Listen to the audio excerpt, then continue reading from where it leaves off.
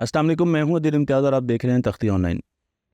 Neuro leadership में हमने aroma therapy पे बात की कि किस तरीके से असेंशियल ऑयल्स हमें ज़्यादा प्रोडक्टिव बना सकते हैं, हमारे स्ट्रेस को कम कर सकते हैं और हमें ज़्यादा अच्छे तरीके से काम की तरफ लेकर जा सकते हैं, फोकस ज़्यादा बेहतर कर सकते हैं। मैं आपको ये बताता चलूँ कि एसेंशियल ऑयल्स ऐसे ऑयल्स होते हैं जो कि हम या तो दरख्तों से या फूलों से या फ्रूट से या फिर सीड से हासिल करते हैं। इनमें किसी किस्म के केमिकल्स नहीं होते। अगर किसी ऑयल में केमिकल है, किसी खुशबू में केमिकल है, तो वो एसेंशियल ऑयल नहीं है। इसीलिए मैंने आपको कुछ लिस्ट दी थी जिसमें ऐसी कंपनीज हैं जो कि थर्ड पार्टी सर्टिफाइड हैं, उनको ऑडिट होता है और बाहर की कंपनियां उनको सर्टिफाई करते हैं कि क्या वो कोई केमिकल इस्तेमाल तो नहीं कर रहे।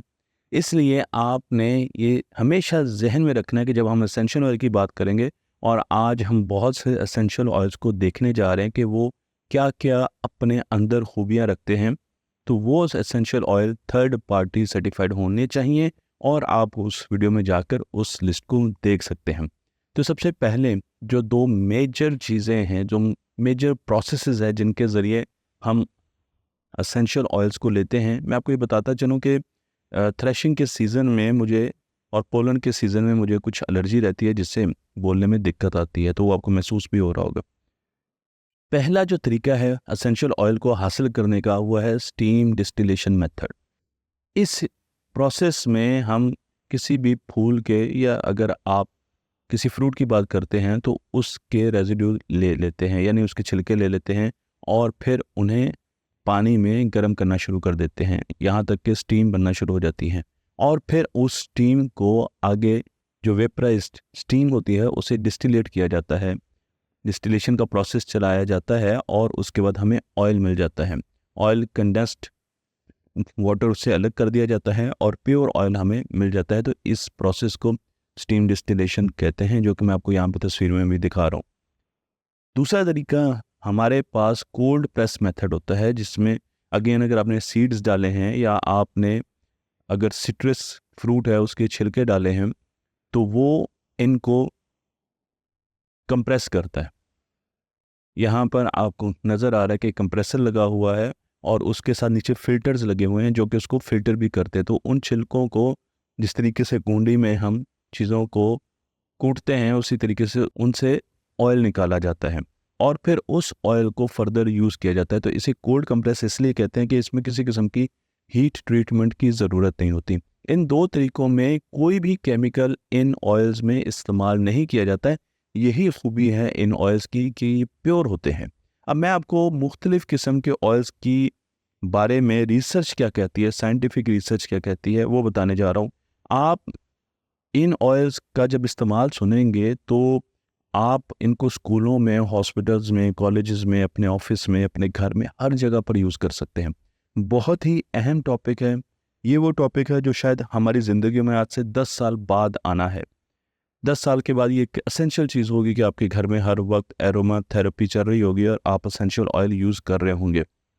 लेकिन तख्ती का काम यह है कि वो आपको इन चीज़ों के बारे में, जो साइंटिफिकली प्रूवन चीज़ें, उनके बारे में पहले बता देती है। तो इसलिए हम आज बता रहे हैं, अवेयरनेस दे रहे हैं आपको, और आहिस्ता आहिस्ता आप देखेंगे कि घरों में ये चीज़ें बहुत ज़्यादा होनी शुरू हो जाएंगी और डॉक्टर्स भी इन्हें प्रिस्क्राइब करना शुरू करेंगे। तो पहला तेल है लुबान का तेल, इसे फ्रैंकिनसेंस कहते हैं। फ्रैंकिनसेंस ऑयल बहुत ही ताकतवर ऑयल है। अगर मैं आपको ये कहूँ कि जो नंबर 1 ऑयल मुझे लगा है, जितनी भी मैंने रिसर्च देखी है, उसमें फ्रैंकिनसेंस ऑयल है। और ये ऑयल, लुबान का जो ऑयल है, ये आपको रिलैक्स करता है। तो जब आप इस ऑयल को पानी में डालते हैं, डिफ्यूज़र में इस्तेमाल करते हैं, या अगर ये ऑयल डायरेक्ट अप्लाई कर सकते हैं आप अपनी बॉडी पर, या किसी कैरियर ऑयल के ज़रिए, यानी किसी और ऑयल में डाल के फिर इसको अप्लाई करना होता है, तो ये चीज़ें आपने पढ़नी है। डायरेक्ट फ़ौरन इसको सूंघना शुरू नहीं कर देना, डायरेक्ट फ़ौरन इसको अपने बॉडी पर अप्लाई करना नहीं शुरू कर देना, बल्कि आपने ये पहले देखना है कि इसकी शीशी के ऊपर क्या लिखा हुआ। क्या इसकी शीशी के ऊपर थर्ड पार्टी सर्टिफिकेशन है? क्या इसकी शीशी के ऊपर लिखा हुआ कि आप डायरेक्टली इसको अपनी बॉडी पे लगा सकते हैं, या इसको किसी कैरियर ऑयल में, जिस तरीके से कोकोनट ऑयल, नारियल का ऑयल एक कैरियर ऑयल है, उसमें आप यूज़ कर सकते हैं और कैरियर ऑयल्स में हमारे पास होते हैं। ये ऑयल साउथ अफ्रीका के एक ट्री से पैदा होता है। इसकी ख़ास बात ये है कि आपको रिलैक्सेशन मूड में लेके आता है। ये आपको पैरासिम्पैथेटिक नर्वस सिस्टम में लेके आता है। जिस दरख्त से ये पैदा होता है उसे बॉज़वेला ट्री कहते हैं। बॉज़वेलिया ट्री, यहाँ पर मैं आपको उसकी तस्वीर भी दिखा रहा हूँ, उस दरख्त से ये पैदा होता है। फ्रैंकिनसेंस ऑयल स्ट्रेस को बहुत ज़्यादा कम करता है। अगर आप रिलैक्स होना चाहते हैं तो ये एक बेहतरीन ऑयल है जो कि आपके साथ मौजूद होना चाहिए। आप इसको डिफ्यूज़र में इस्तेमाल कर सकते हैं। इसी तरीके से ये इम्यूनिटी को मजबूत करता है। अगर बॉडी में इन्फ्लेमेशन है, सोजन है, तो उसे कम करता है। और फिर स्किन के लिए भी बहुत अच्छा ऑयल है। आप इसको बाथ टब में भी इस्तेमाल कर सकते हैं, नहाने के लिए भी इस्तेमाल कर सकते हैं, और हार्मोन्स को बैलेंस करता है।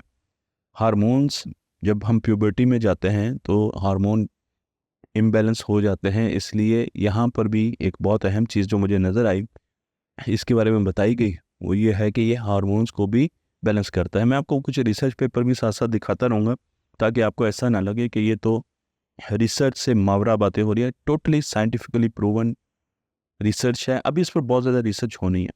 ऐसा नहीं है कि मैं आपको सारी चीज़ें आज बता रहा हूँ। आज मैं आपको अवेयरनेस दे रहा हूँ कि हम इस तरफ जा रहे हैं। मेडिकल साइंस और हमारी जो बेस्ट वर्किंग प्रैक्टिसेस हैं, वर्क प्लेस जो कल्चर है, वो आहिस्ता आहिस्ता इस तरफ जा रहा है। तो आपको अभी मालूम होना चाहिए कि एरोमा थेरेपी एक टेक्निक है और इसमें बहुत ज़्यादा तरक्की हो रही है। मेमोरी को इम्प्रूव करता है। यहाँ पर मैं आपको रिसर्च पेपर भी दिखा रहा हूँ।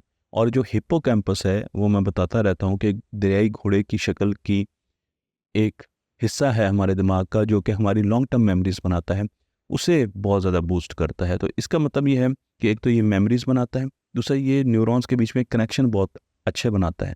तो अगर आप इसका इस्तेमाल कर रहे हैं तो आपकी मेमोरी और आपकी न्यूरोप्लास्टिसिटी दोनों बेहतर हो जाएंगी।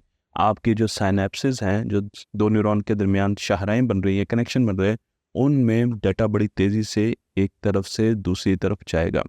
मैं आपको अगले ऑयल की तरफ लेकर चलता हूँ और ये ऑयल है anti bacterial oil. Anti bacterial oil जो कि बैक्टीरिया को, ऐसे बैक्टीरिया को जो हमें नुकसान पहुँचा सकता है, उसे ख़त्म करता है। इसमें क्लोव ऑयल, लौंग का तेल बहुत अहम है। लौंग वैसे भी, जब हमें जिस तरीके से मुझे अब इस वक्त सांस की इन्फेक्शन है तो मैं लौंग की स्टीम लेता हूँ, क्योंकि मुझे पता ही एंटी बैक्टीरियल है। अगर तो ये वायरल नहीं है, बैक्टीरियल है, तो लौंग इसमें बहुत ज़्यादा मुफीद हो सकता है। उसके अलावा लौंग का तेल इमोशन रेगुलेशन के लिए बहुत अहम है। आप ताकतवर महसूस करते हैं। अब ये बहुत अहम बात है कि अगर आप इस ऑयल का इस्तेमाल करते हैं तो आप में करेज आती है, आप में कुछ कर दिखाने का जज्बा आता है, आप में करेज आती है। आपने अगर किसी स्टेज पर जाकर तकरीर करनी है और आप घबराए हुए हैं तो आप इस ऑयल को किसी न किसी शक्ल में इस्तेमाल करें तो आपको लगेगा कि मैं ये काम कर सकता हूँ। उसके अलावा इसमें एक और इसके जो असरात देखे गए हैं मेडिकल रिसर्च में, उसमें ये देखा गया है कि इंसान अपने आप को मजलूम नहीं समझता। इंसान ये नहीं समझता हर चीज़ बुरी मेरे साथ हो रही है, ये भी बुरा मेरे साथ हो गया, ये भी मेरे साथ बुरा हो गया, ये भी मेरे साथ बुरा हो गया। बल्कि जो बीइंग विक्टिम है, स्टेट है, उससे हम बाहर निकलते हैं और हम कहते हैं कि नहीं जी नहीं, हम दूसरे हमें कंट्रोल नहीं करेंगे, हम अपनी बात खुद बनाएंगे। तो इस लिहाज से लौंग का तेल ये मेरे लिए एक नई चीज़ थी कि रिसर्च में हमें ये पता चला है कि इसका इस्तेमाल करने से आप थोड़े से असर्टिव हो सकते हैं, करेजियस हो सकते हैं। एंटी बैक्टीरियल ऑयल में हम अगर एक और ऑयल की बात करें तो ये ऑरिगेनो ऑयल है हमारे पास, जो कि आपको बहुत फ्लेक्सिबल बनाता है। मैं आपको यहाँ पर इसकी तस्वीर भी दिखा रहा हूँ। तो अगर आप गलत हैं तो आप अपने आप को कहेंगे कि हाँ जी ठीक है। सेल्फ क्रिटिसिज्म जो है उसकी तरफ आपको लेके जाता है। अपने आप को क्रिटिकली देखते हैं कि वाकई क्या मैं गलत हूँ और मुझे अपने आप को ठीक करने की ज़रूरत है। फ्रैंकिनसेंस ऑयल अगर लेवेंडर में इस्तेमाल किया जाए तो आप चाहे इसको सूंघ लें, अगर आपकी बॉडी के लिए सेफ़ है, मैं बार बार ये कह रहा हूँ, इसका मसाज अपनी नेक पर करें, ठीक है, इसको डिफ्यूज़र के साथ इस्तेमाल कर दें, तो ये आपके दिमाग के एक हिस्से को जाकर हिट करता है। सारे ऑयल उसी दिमाग के हिस्से को हिट करते हैं जिसे लिम्बिक ब्रेन कहते हैं, जो कि वो हिस्सा है दिमाग का जहाँ पर इमोशंस होते हैं।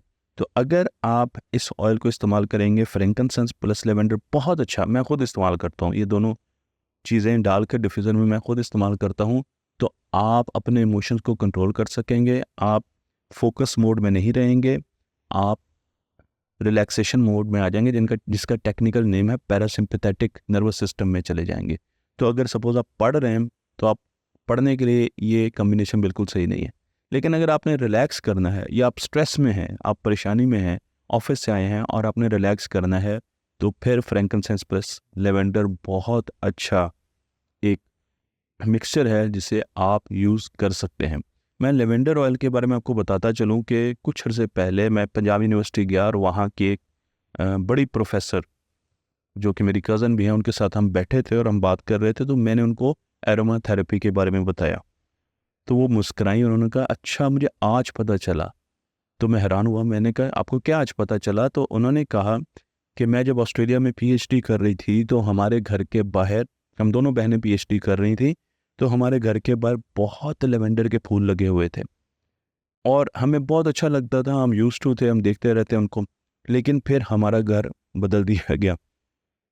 तो जब नए घर में गई तो मुझे बहुत ज़्यादा स्ट्रेस का सामना करना पड़ा। मुझे लगा शायद मेरी पीएचडी की पढ़ाई ज़्यादा मुश्किल हो गई है। मुझे बहुत ज़्यादा उन्हीं चीज़ों पर जो मैं पहले करती थी, उन्हीं वाइवा पर, उन्हीं एग्ज़ाम्स पर पहले स्ट्रेस नहीं होता था, लेकिन बाद में बहुत ज़्यादा स्ट्रेस होना शुरू हो गया। और हम इस पर अमूमन बात करते रहती थी दोनों बहनें कि क्यों ऐसा हुआ।